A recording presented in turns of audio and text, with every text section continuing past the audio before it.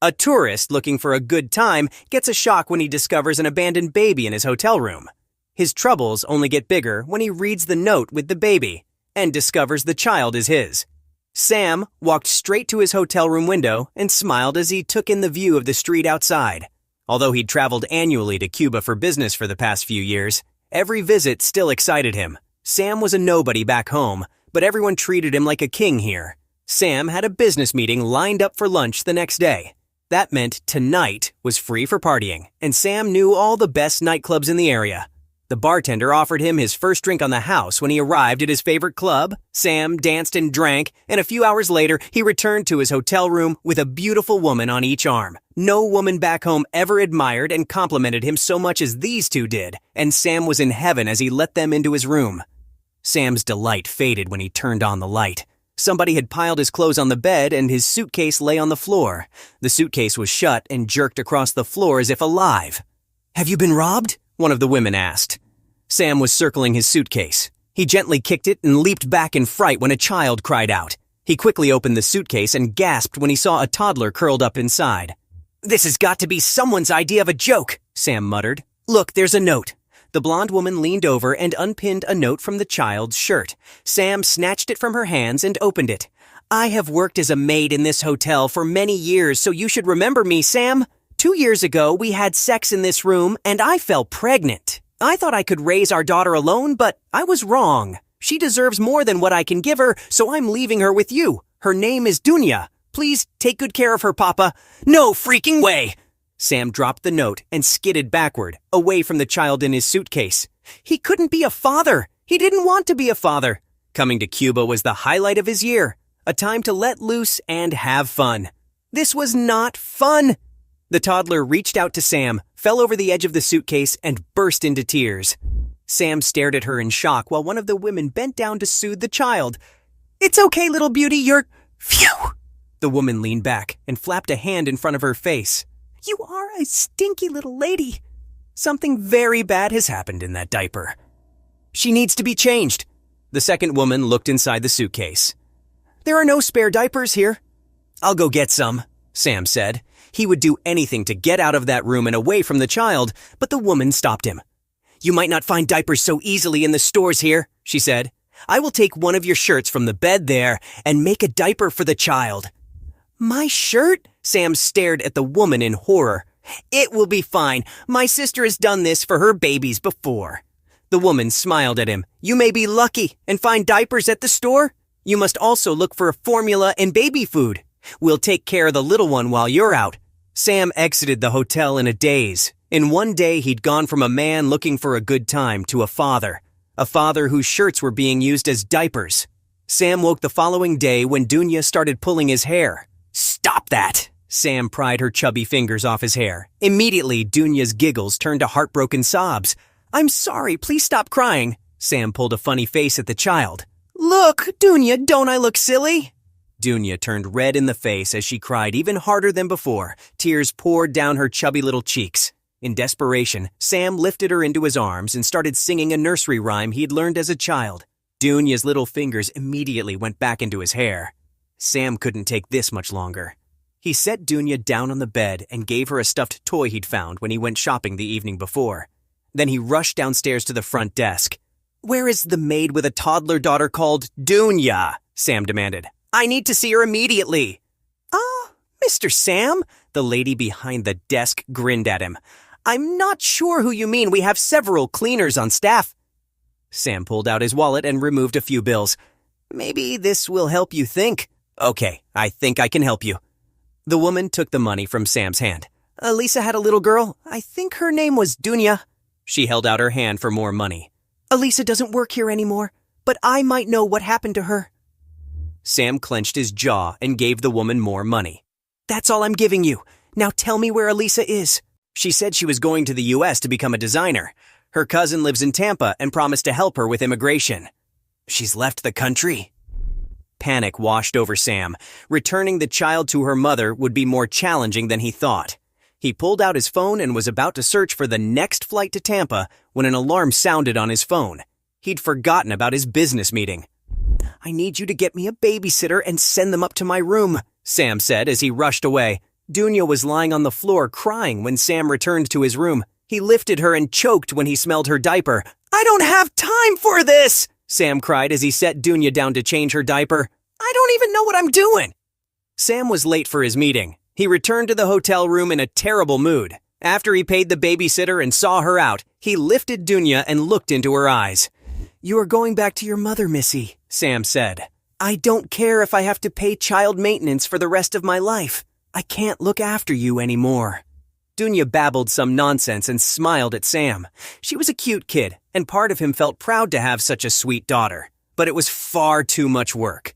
Dunya would be way better off with her mother. Sam put the supplies he'd bought for Dunya into a shopping bag and went downstairs. He'd paid the woman at reception even more money to find out the address for Elisa's sister in Tampa and had written it on a piece of paper. He pinned the paper to Dunya's shirt while the cab drove them to the airport. "I'd like to buy a plane ticket to Tampa, Florida for my child." Sam set Dunya down on the ticket counter. "Her mother is expecting her and will pick her up at the airport." Sam lied. The man behind the counter arched his eyebrows. "Sir, we can't allow a child this young to travel alone. If you'll give me your and your daughter's documents and the consent form, I'll book tickets for both of you." Sam cleared his throat. "Consent form?" "Yes, sir," the man replied, his eyes narrowed suspiciously. "You cannot travel to the U.S. with your daughter unless you have a consent form signed by her mother giving you permission to do so." Sam groaned. He just wanted this entire weird experience to be over now. As he'd done so many times before, Sam solved his problem by reaching for his wallet.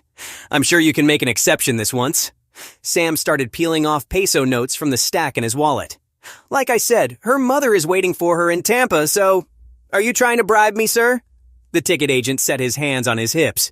"You expect me to break laws and risk my job for a few hundred peso? I'm calling security." "No!" Sam reached across the counter, but the ticket agent had already signaled the security guards. They seemed to appear out of nowhere, tough-looking men and women who pressed through the crowd. Sam panicked. He lifted Dunya into his arms and ran. An alarm sounded somewhere overhead, and the guards shouted behind him, but Sam didn't stop. He sprinted through the airport and out onto the street. Sam tried to return to his hotel room, but there was a police car parked outside, so he kept walking. He didn't know where to go, but his aimless wandering brought him to the beach just as the sun set. Dunya had wailed for a while, but now she was asleep and felt heavy in his arms. Sam sat beside a low dune near one of the taverns lining the shore and set Dunya down on the sand beside him. "This is all your fault," Sam muttered to the child. "If it wasn't for you..." Sam put his head in his hands. It wasn't Dunya's fault her mother left her. He couldn't even blame Elisa now that he knew how difficult it was to care for a child alone. She'd said in her letter that she wanted a better life for herself and her child. Their child. Sam smoothed Dunya's hair off her forehead. What right did he have to criticize anyone after how he'd treated his daughter up to now? "Sam, is that you?" Sam looked up at the stocky man walking across the sand toward him. It took him a moment to recognize the man as the owner of one of the nearby taverns. "Jorge? Of course." The man's grin faded when he noticed Dunya sleeping beside him. "What are you doing here with this child?" Sam broke down and told Jorge everything. When he finished speaking, Jorge bent down and gently lifted Dunya into his arms. "Come inside," Jorge said. "You have many troubles, Sam, but I can help you." Jorge offered Sam a place to stay while he figured out what he wanted to do next. When Sam's money ran out a week later, Jorge offered him a job in his tavern. Sam worked hard to provide for himself and Dunya. Several times he went to his local embassy to try to sort out the mess his life had become, but fear stopped him before he reached the entrance.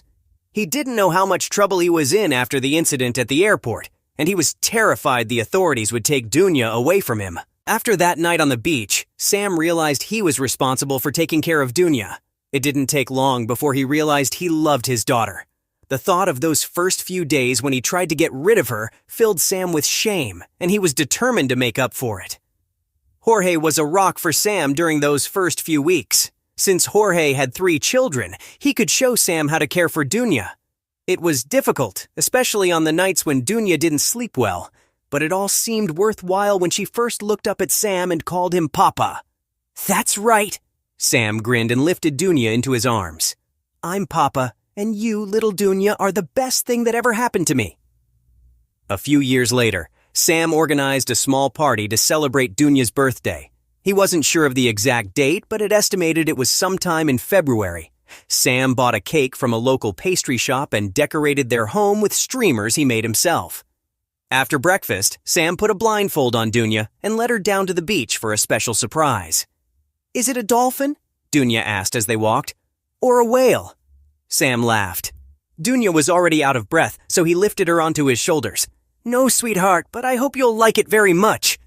Dunya squealed with excitement when she saw the jet ski Sam had loaned from Jorge. Sam slowly rode around with Dunya, but she insisted he go faster. He sped up and couldn't stop himself from smiling as he listened to his daughter's delighted shrieks as they skimmed over the water. Sam decided to give Dunya one last treat as they headed in. He sped up the crest of a wave. He and Dunya hung in the air for a moment, but then they crashed down onto the water. Dunya's cry of delight was abruptly cut short as she thudded against his back. "Are you okay, sweetheart?" Sam turned just in time to see his daughter fall off the back of the jet ski. Sam dove into the water. He found Dunya and brought her to the surface, but she wasn't breathing. "No! Oh God, no!" Sam clambered back onto the jet ski with his daughter. She lay limply in his arms as he raced back to shore. The next few hours passed in a daze as Sam performed CPR on his daughter while waiting for the paramedics, held her limp hand in the back of the ambulance, and paced in the hospital hallway while the doctors treated Dunya. He couldn't stop thinking about how cold and limp Dunya had felt in his arms. What if he'd been too late? What if Dunya was gone forever? Sam sank into a chair and began to sob. A few minutes later, he felt a hand on his shoulder and looked up. The doctor who'd taken Dunya away to treat her was standing over him with a serious expression. "Oh God, she's gone, isn't she?" Sam rose and gripped the lapels on the doctor's coat. "I just wanted her to have a nice birthday. I never meant for this. I never meant to kill her." "Your daughter is alive, sir," the doctor replied, "but her condition is very serious. During our examination, we discovered that your daughter has health issues affecting her lungs. This makes it difficult for her body to recover from today's incident." Sam couldn't believe what he was hearing. He recalled all the times he'd heard Dunya coughing at night or seen her struggle to catch her breath during a game with the other kids in the neighborhood. He'd never thought something might be wrong with her, but now he cursed himself for ignoring those signs. The more the doctor spoke, the bleaker Dunya's future seemed. She'd need regular oxygen treatments, lung function tests, and even regular intravenous therapy. "Will this cure her?" Sam asked. The doctor frowned. "Unfortunately not, but it will help her to live a normal life." A life filled with medical treatments didn't seem normal to Sam, but at least she was alive. He listened carefully as the doctor outlined the details of Dunya's long-term care. But then the doctor told him the most terrifying part: the cost. "I work in a tavern on the beach, Doc. How can I afford this?" "I'm sorry, sir, but I can't answer that," the doctor replied. A few days later, Sam brought Dunya home from the hospital. She was weak and needed to rest often, but happy to be home. Sam made her favorite meal for dinner that night, then read her favorite bedtime story. When Dunya was asleep, Sam stroked his fingers through her soft hair and wept. This situation was impossible, and it killed him that most of the problems he faced now were his fault. Cuban residents received free health care, but since he was in the country illegally and had no paperwork for Dunya, he was screwed. "I'll have to get a second job," Sam muttered. "Maybe Jorge knows someone who can help me." Sam tiptoed outside so he wouldn't wake Dunya and phoned his friend.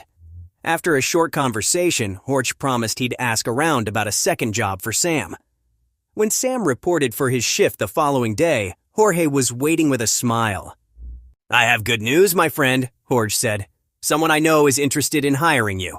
Sam wore his best clothes to meet George's friend a week later. The interview went well, and Sam returned home with a second job and new hope for the future. It all came crashing down when he spotted a familiar woman outside his home, a woman who bore a striking resemblance to Dunya. "You!" Sam broke into a run. "I know you! You're Elisa, Dunya's mother." The woman lifted her chin. "I've come to fetch my daughter." Sam stared at the woman in shock. It felt like forever wrapped itself into a single moment as he tried to process what she'd just said. Sam erupted in anger when it finally sank in that she intended to take his daughter. "You're crazy!" he shouted. "Do you think you can just abandon your child and then come back here 5 years later and take her away from me? I had no choice. I couldn't take care of her then, but I can now." Elisa jabbed her finger at Sam. And you have no right to keep her away from me. You have no right to return here and pretend like you care. Sam grabbed Elisa's arm and marched her away from his home. Elisa left that day, but it soon became apparent she hadn't given up. Sam received a summons to appear in court soon afterward. He spent hours pacing his sitting room with the summons in his hand and thinking of ways to escape his situation. The following day, he discussed the matter with Jorge and asked if he knew someone who could help him and Dunya disappear. Jorge put his hands on Sam's shoulders. I've been happy to help you all of these years, and I truly consider you a friend. But I think it's time you stop running from your problems. It was hard for you when Dunya came into your life so suddenly. You made mistakes because you weren't thinking clearly, but this is your chance to do things the right way. Sam sighed. But I'm scared, Jorge. What if I lose and Elisa takes Dunya away? Any court will see that you've done everything possible to raise Dunya well, Sam. Why are you scared to face up against a woman who abandoned this child when you've been such a good father? Sam smiled. You're right, and once I'm awarded custody of Dunya, Elisa will have to give me her documents. A wave of happiness filled Sam's heart. She'll be able to get free medical treatments then, Jorge smiled. See, this is a blessing, Sam. Sam walked into the courtroom full of confidence, but Elisa's lawyer quickly ripped it to shreds. Sam tried to remain stoic as the lawyer described his past as a womanizing tourist and told the court Sam had stayed in the country illegally for the past few years. The lawyer even presented a police report for the time when he tried to buy Dunya a plane ticket to the U.S., but the worst was yet to come. How do you even know this is your child? The lawyer asked Sam. Did you have a DNA test done? Sam gaped at the lawyer. A DNA test? Somehow it had never occurred to him Dunya might not be his child. Once he accepted responsibility for her, all doubt he'd previously had evaporated. Sam shook his head. The judge immediately ordered a DNA test. When the session convened a few days later, the judge announced that Sam was not Dunya's father. Sam stared at the judge, his mind blank as a wave of disbelief swept over him. Then he leaped from his seat. But I raised her! Sam's lawyer had grabbed him, and he struggled to break free. I've done everything for her these past 5 years, and they've been the best years of my life. She is my daughter because I love her, no matter what your DNA test says. The law doesn't work that way, sir. The judge tapped her gavel. I hereby award custody of the child to her mother. You, sir, will be arrested awaiting deportation. No, please, Sam cried. Let me just see her one more time. The judge agreed to let Sam say goodbye to Dunya. A police officer escorted him to the room where Dunya had been waiting with a court-appointed childminder. When Dunya found out she would be living with her mother, she burst into tears and went straight to Sam. Don't leave me, Papa! Dunya cried. Sam lifted the little girl into his arms and held her close. I love you, sweet Dunya, and I don't want to live without you in my life, he whispered. Elisa stepped forward to take Dunya. The girl started crying, but soon her tears turned into breathless rasps. She stared into Sam's eyes as she fought to breathe. Stop! She can't breathe! Sam screamed. Elisa released her hold on Dunya, and Sam wrapped the girl in his arms. Tears rolled down his cheeks as he tried to help her.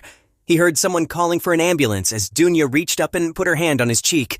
Papa's here, sweetheart, Sam whispered. He looked up at Elisa and said, Please don't do this. Don't take her away from me. Share this story with your friends. It might brighten their day and inspire them.